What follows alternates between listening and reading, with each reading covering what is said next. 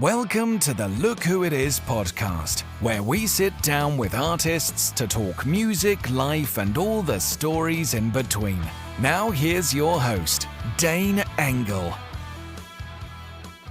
Hey everyone, today I'm talking with country songwriter Roger Springer. I seen, the other day that Will was on the radio there. Was it in Nashville there? Yeah, he went and did a segment there with WSM one evening, and with Aaron over there in the evening show. It was really good. He did really good. Actually, somebody dropped your name, and then that's why I looked you up, and I was like, oh man, this guy's awesome. I need to talk to him. Matt Castillo. Yeah. Yeah, so. Yeah. He come out and visited me one day, yeah. Mm-hmm. How's that even work? Like, man, I've been writing songs, for it's my 36th year. So I started a long time ago. I find these young singers that I got something in common with that love country music, love the same kind of stuff I do. And I've been fortunate enough to find some really talented people here lately. Yeah, you like that traditional country, right? Oh, yeah. That's what I cut. Yeah, that's the only country I know. Right. Yeah. It's hard to believe how many different kinds of country there is now. Yeah, you know what? Yeah, it's sure broadened out. But I believe that traditional country music's making a big, strong comeback, though. Right. Yeah, I know. I hear all the stuff now, and it's like stuff I grew up on or stuff I heard, in the car when I was a kid. Yeah. Oh, yeah. That's the way it's. That's what's coming back around. That's Zach Top kind of putting it back on the map. Jake Worthington and a bunch of other guys. I've been lucky to work with all those guys. Yeah, Jake and all them. So they reach out to you. You reach out to them. Kind of both. I kind of both, maybe. I guess I find I reach out to some and some reach out. So. What's that whole process like? They come to see you and you sit down when you first meet someone. Like, what do you try to do? Find out who they are. Find out who they are musically, and who they are as a person. And we got something in common, and especially the music part and the life part too. I kind of keep a pretty small circle. I don't write with a lot of people, but just the ones I, fall in love with their talent. And that's the only way I can do it. You usually stay with these guys and work with them because like Will, you've worked with him for a long time, haven't you?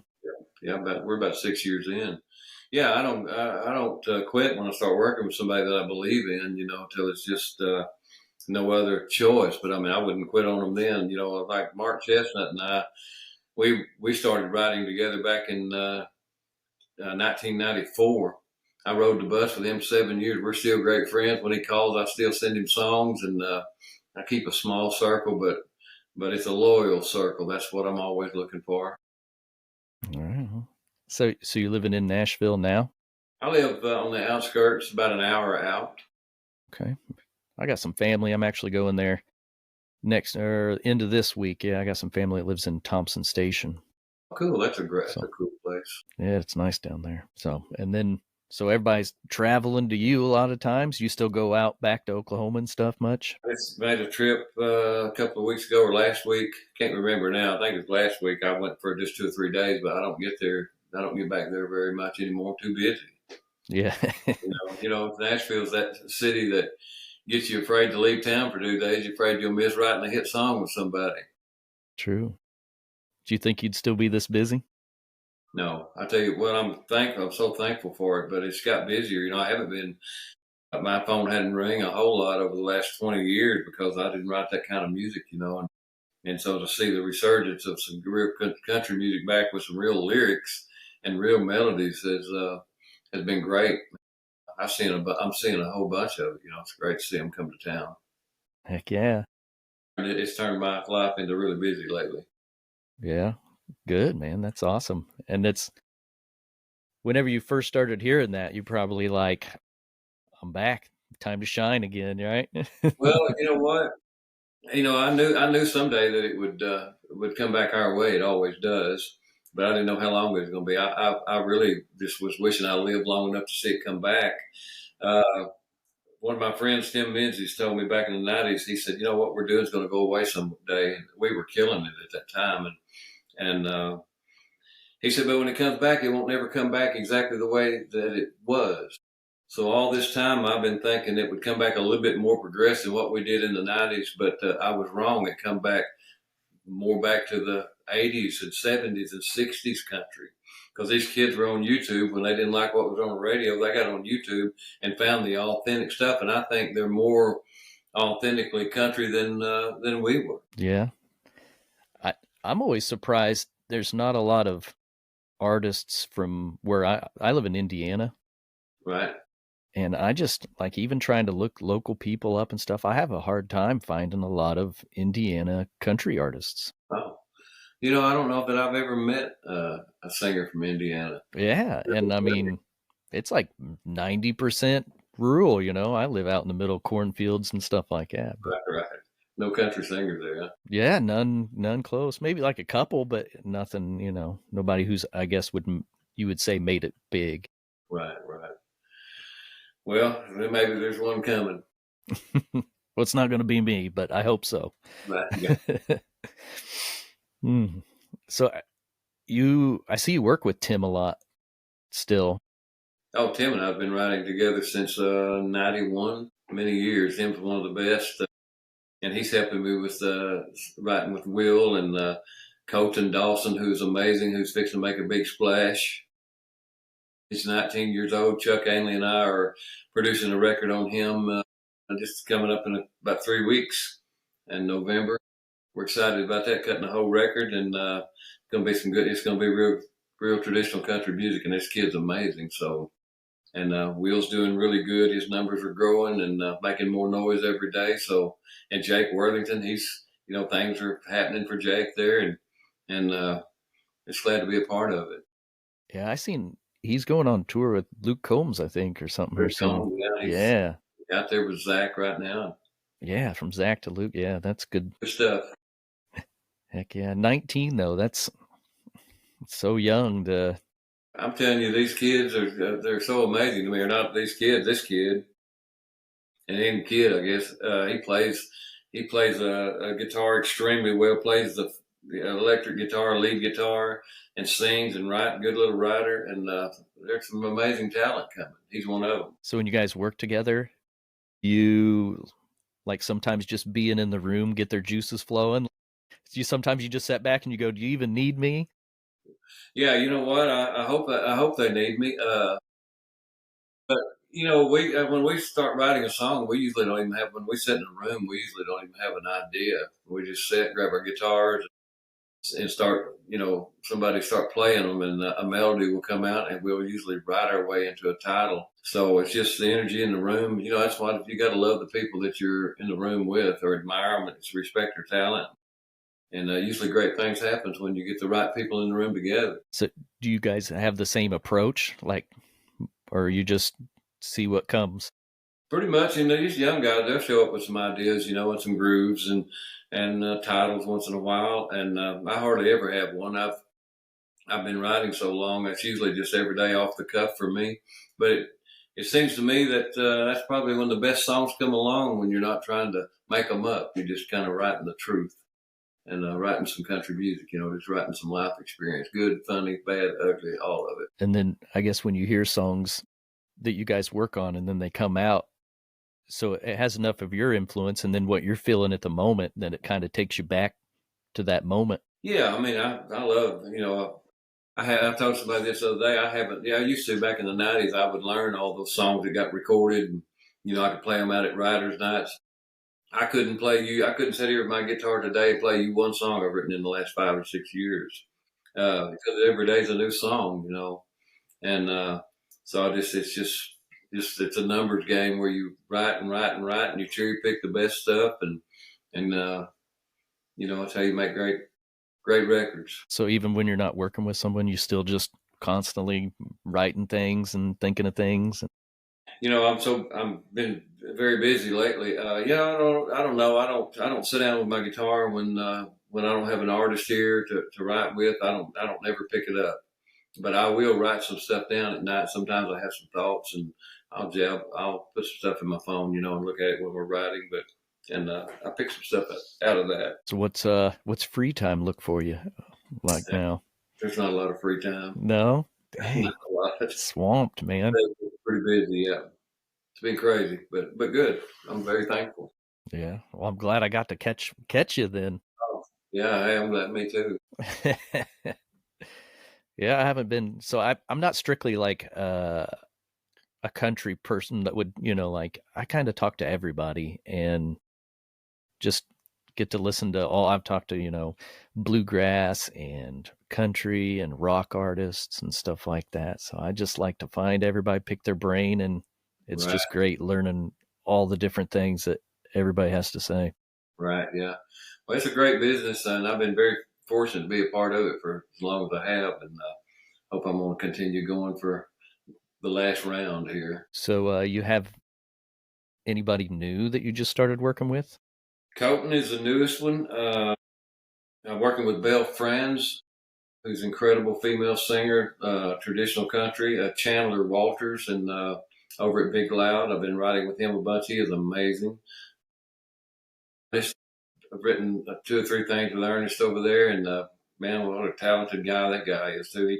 He can go all the way to every genre and be incredible in all of them. I don't know how he does it, but he's very knowledgeable. Chandler's the same way. Them boys are in a different category. Gives us hope, doesn't it? I'm telling you, yeah. I'm telling you, there's more talent. There's more talent. I'm seeing more talent here. The kind of talent we look for in the 90s, I'm seeing more of it show up, and it's just better. I mean, it's good. There was great stuff in the 90s, but what I'm seeing here just more advanced and more back to authentic country music. And I feel like country's probably like on top on genres right now too. I feel like, the most popular artists out there and stuff right now are country artists. Right. That's right. Yeah, a lot going on. So, yeah. You get to go out. I mean, are you just working? Do you get to go out and listen to people still though? Like very, very seldom. I am playing a writer's round with Colton tomorrow, which is something I seldom do. He called me a few days ago and asked me to do it, and then I'm going to jump on there with him. That's going to be a blast. I'm looking forward to that. But I don't get out a lot. I usually just, if I go to town to write, if I have to go to the record companies and write, I'll do that. And but most of the time I write here at my house. So is that where all your TikToks are with like you and Will and stuff? Yeah. Gotcha. Yeah. And Tim, I see him a lot. How'd you guys meet, you and Tim?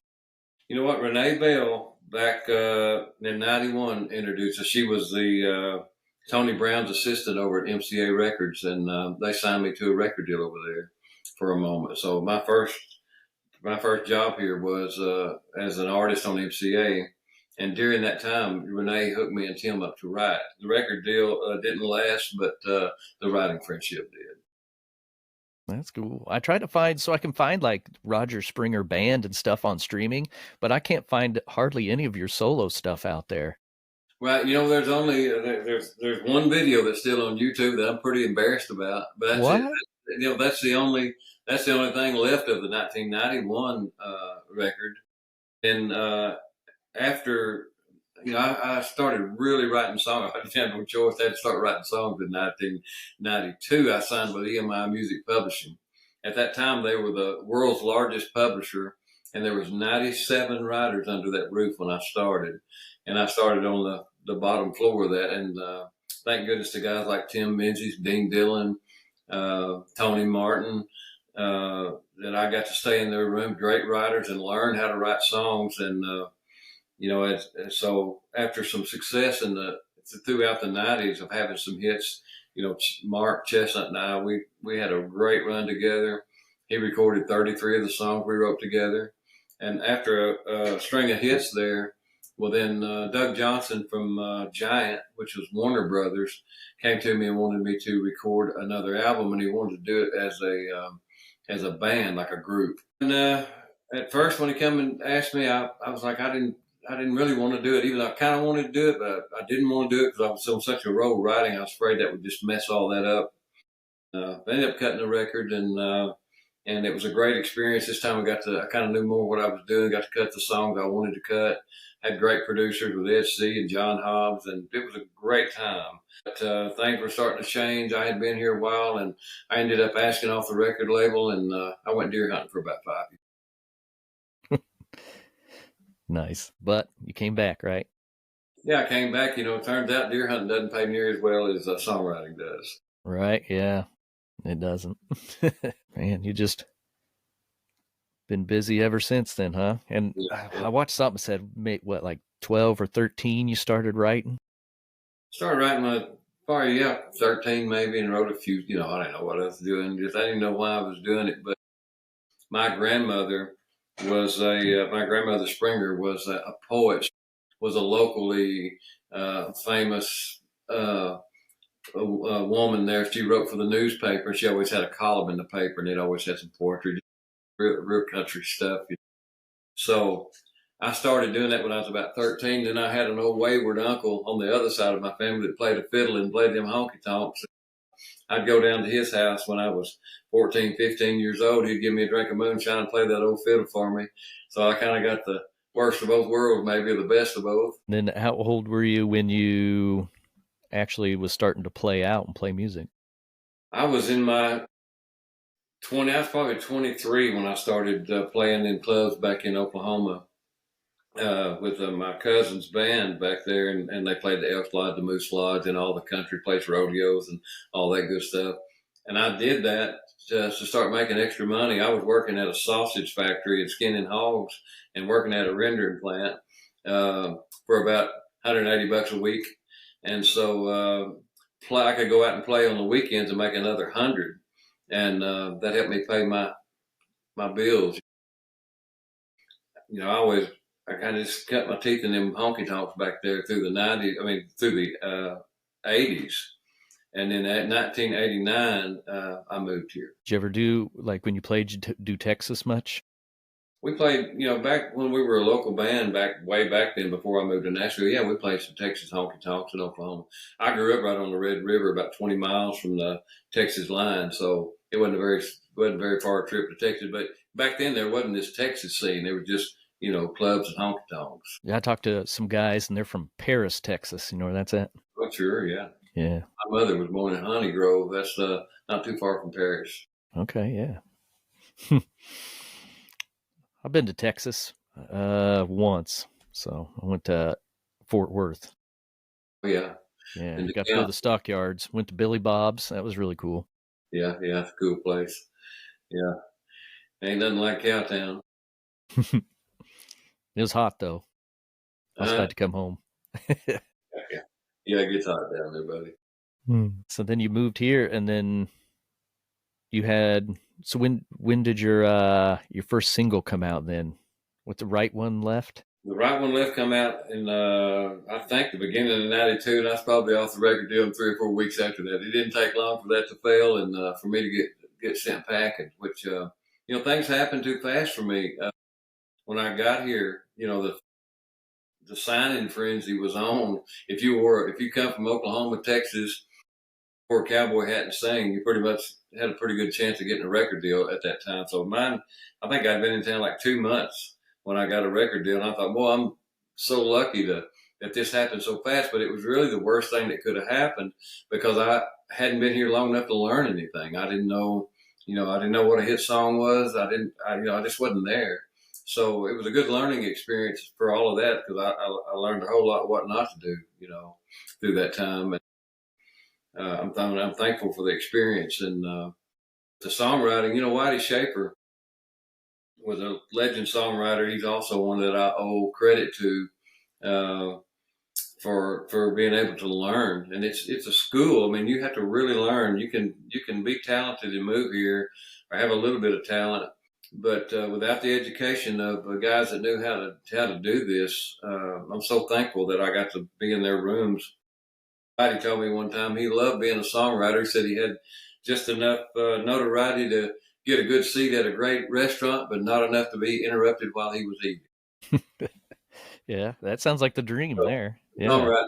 Yeah, I'm not saying I even have that status, but I'd rather be in my house writing songs than I had. I lived 7 years out there with Chesnutt on the bus, and I enjoyed all that time. But I was ready to get off and be at home when that was over. So when you were with Mark, were you playing with him? No, we were just writing songs. So you're just on the bus? Just me and Mark. And Mark had a private coach, so it was just me and him and the driver and a road manager. So there's only 3 guests back there at the back. And the road manager, he was an older guy, and he'd go to bed pretty early. And Chesnutt and I would, after those shows, he was playing all them coliseums back then. And after the show, we'd get on the bus and crank up some cold beer, country music, and then we'd end up getting into a song before the night was over. And we did that for a long time. So what would you do during you just go and watch the show and? Yeah, I just hang out with Mark, man. I just, I'd take him to stage, help, bring him back to the bus. We were just really good friends. I'd go to Texas and hunt and fish with him when I got the opportunity, and we were just like brothers. We had a lot in common and loved the same kind of music. Like I said, we're still great friends. So songs that you guys would write together and stuff, how many of those would you write and then it'd go nowhere, or you'd write a song and then you'd be like, nah, we're not even going to do anything with that one? We wrote some of them back then in that day. It was kind of, and again, as a songwriter, not everything that you pick up your guitar and write is a hit, and knowing the difference is the key to everything. So we would write songs. I mean, he didn't cut everything we wrote, but every once in a while we'd write a really good one, and we'd make money on it. How would you just know when it was a good one? Yeah, oh yeah. And I was beginning to know back then, but these days I know more than I did then. Even I mean, not that I knew everything back then, but today the more you stay in this stuff and the more you do it, you just you get better at judging what's great and what's not. Do you kind of have that with artists too? Like when you meet an artist or something like that comes in, you can be like, this guy's going to be big, or this girl's there. I know in about 80 seconds. It's a business, I mean, it's a business. You just can't write with everybody, and, you just don't have time to do that. So you have to pick and choose. And you have to choose wisely where you want to spend your time, because, anybody who does this knows that you could be on a journey that lasts 2 months. It could last 7 years. And you have to do everything right that you can, and write the best songs you can to make that happen. So you've been on both journeys. I've been on a few journeys. Yes, I brought William Michael Morgan to town and put him through his first 4 years, and he went on Warner Brothers and had a big hit. And I'm not sure what he's doing these days, but some come and some go. Right. You still keep a lot. I know you, Mark, but a lot of other people that you've worked with, they stay in pretty close contact with you. Yeah, like I said, I've always kept my circle pretty small, and you just have to. You find out who you work the best with, and usually there's not just a ton of those. You could put 2 hit songwriters together, and a guy might just love everything that guy's written, but you put them together, and sometimes it just doesn't work. So you find those guys that you click with. They're, to me, they become, they're more family to me. If I'm going to write songs with you, I got to love you or respect you, as a human being. And we got to have things in common. I mean, if you're not a country boy, if you're not a country boy, hadn't hunted and fished or done some of that stuff, we probably ain't going to have a whole lot in common. Now, what about Will and Jake? Because they have a song together.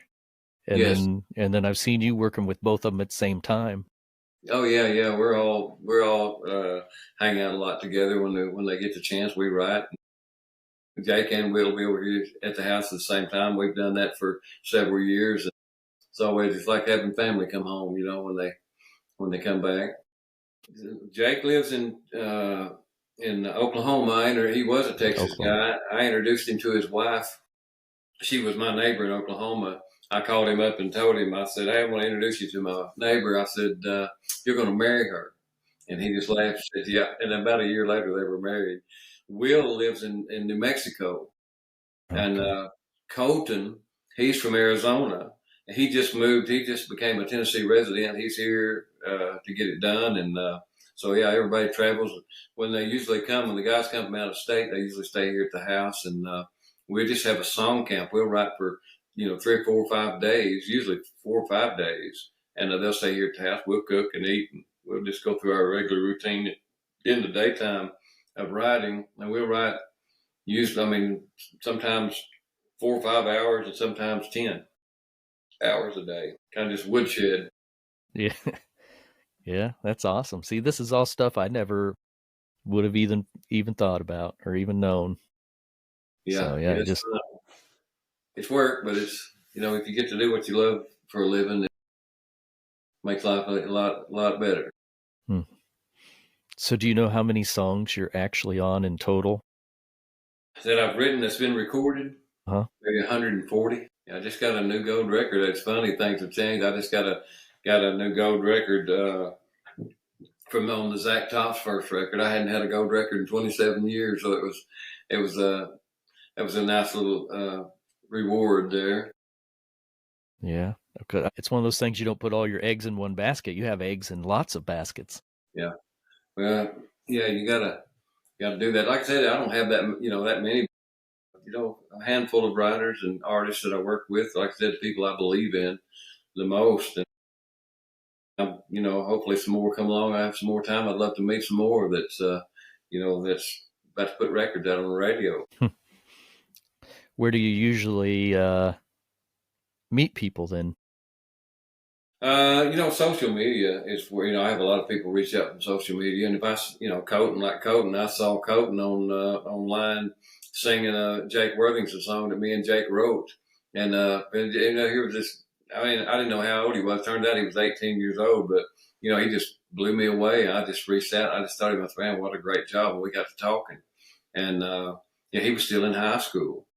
And so I told him, I said, when you get out of school, I think him and his dad made a trip down here before he graduated, and we just got to hanging out and writing songs. And Chuck Ainley and I are fixing to produce a record on him in November. And Chuck's, my goodness, Chuck is a Grammy-winning engineer and has been involved in the George Strait records for like 30 years. He's he's the best in my opinion, and I think everybody else in town would say the same. He's one of the best country engineers on the planet. So we're really lucky to get to work with Chuck. Fun. It's probably exciting too, when you see some potential in somebody too. Oh yeah. It's exciting. I love seeing them talented people. So you got big plans tonight, or I get you out of stuff, or? I have no plans tonight. I'm just going to hang out here and, like I said, get out tomorrow night and go play a little round with Colton and I'm going to go upstairs a little bit and look out my window. My kids go to bed pretty early, or I have to go to bed to make my kids go to bed early. So I'm in bed by 9 o'clock every night. Yeah. It'll get earlier. Then I wake up and it's like 3 a.m. I'm wide awake. Yeah. I'm like, what am I going to do now? But I seen you like a lot of steel guitar stuff too. Love steel guitar stuff.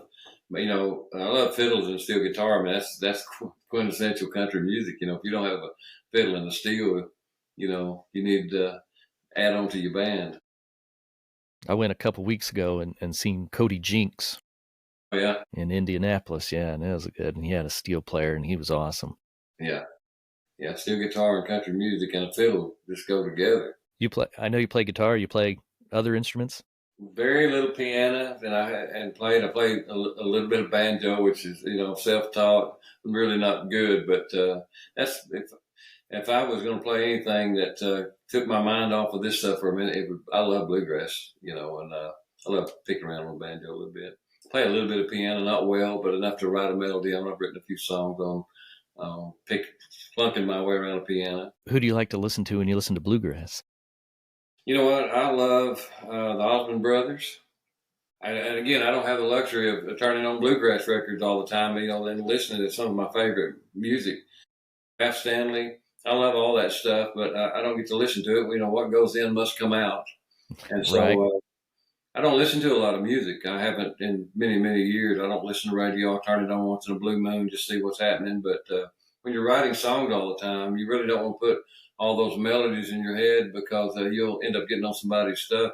And if you also when you're writing songs long enough, you realize you're really not the one doing it. I mean, they just kind of come from somewhere else, and fall on you like a ton of bricks. And you better have a tape recorder going when that magic happens and capture it because usually it don't come twice.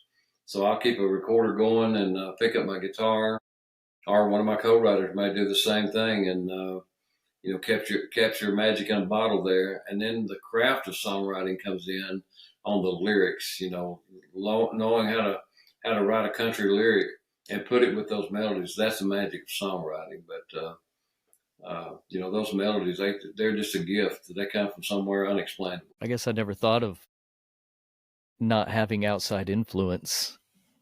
Yeah. Yeah. So, that makes sense, though. It really does. You can pick your guitar and it just falls out. You don't know where it came from and go, oh, wow, that was special, So those are the ones. Usually when you're trying to make up something, it's not worth a darn. Do you ever have to do that? Take a break? Like you guys will be sitting in a room together and you'll be like, all right, we're just going to take an hour and go do something else. We do. When you get stuck on a song, as long as that song is coming and going, everybody's different. Like me and Chandler Walters, we get in the room and our Ernest, those guys are so fast. But it's good. So the speed of the game in that room is really quick. I think I've been in the room with Chandler like 7 days, and we've written like 23 songs. We've written multiple songs a day in a 3 or 4 hour period. He's recorded some and has a good pile of songs. So other rooms are a little slower, and Tim and I are slower together. We're usually a long day, but everything comes out, just has to work the way it works. Right.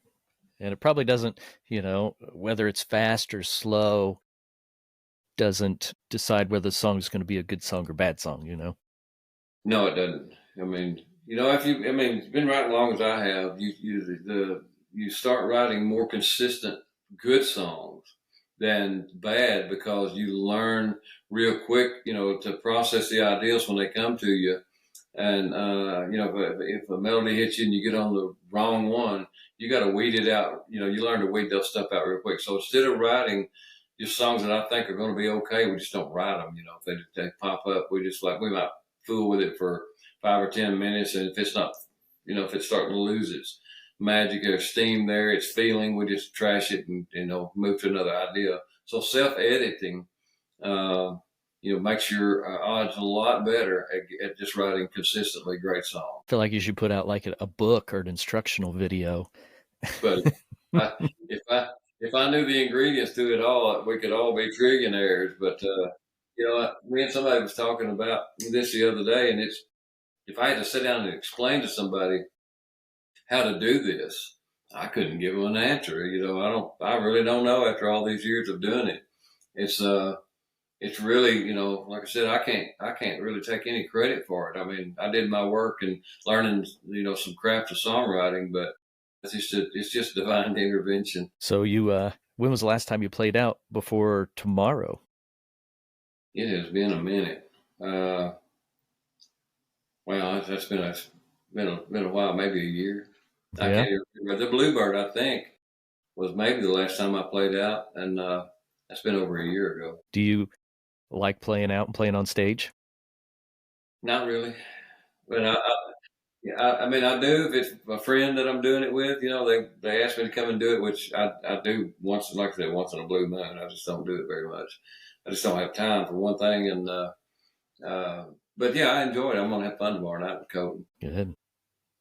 I kind of understand what the writer's round thing is, but like, what's your idea of it? Like, what is the whole concept of like going and doing these? Well, for a guy like me, it's just strictly for fun because I'm just going to get up there and play songs I've had recorded. But and another thing too, you get to see. I mean, I get to see talent while I'm there. And see who I can see up there that's who I think has something special.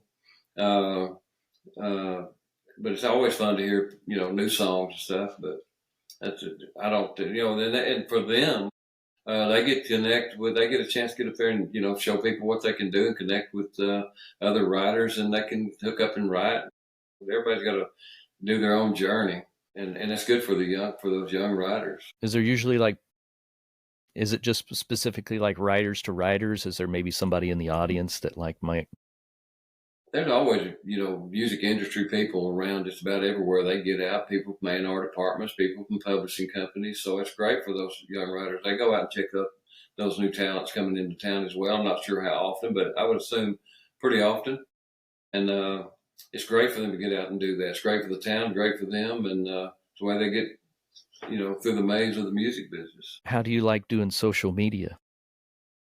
I don't do it much. I'm on social media just to, kind of promote the people I'm working with. I just share their stuff and keep up with them. But, for me personally, I don't use social media for anything that I do. I'm just All here right. to promote them. Yeah. I talk to a lot of people, and like a lot of musicians, and they don't like it that much. It's way too time consuming. Oh, man, I couldn't do it. I'm telling you, I feel sorry for them that they have to do that in this day and time. That's all new to me. That wasn't, there wasn't no internet in the 90s. So. Right. And I mean, there's still radio, but I couldn't even tell you the last time I sat down and turned the radio on. I listened to everything streaming or on the internet, so. Right. Yeah, that's what everybody does these days, I guess. But, there's still, radio's still doing great, and you still, God bless country radio. I mean, you got to have them, and without them, where would we be? Right. I don't even think I have one classic rock station here, but I think every other station I can pick up is country. Right. Right. That's good. Yeah. So I mean, yeah, it's a lot of country here. We had an oldie station, but then they got bought out, and now they're country too. So. Well, I thank you for coming on. I don't want to keep you since you got a free evening. I do have a free evening. I appreciate it. Thank you for having me. I've enjoyed our conversation. No kidding. And thanks for all the effort you put into getting on this thing with the computer. Yeah. You're going to send me a bill, aren't you? That's right, yeah. All right. Well, you have a good evening, and good luck tomorrow. Thank you so much, buddy. All right. Thanks. Bye-bye. Night.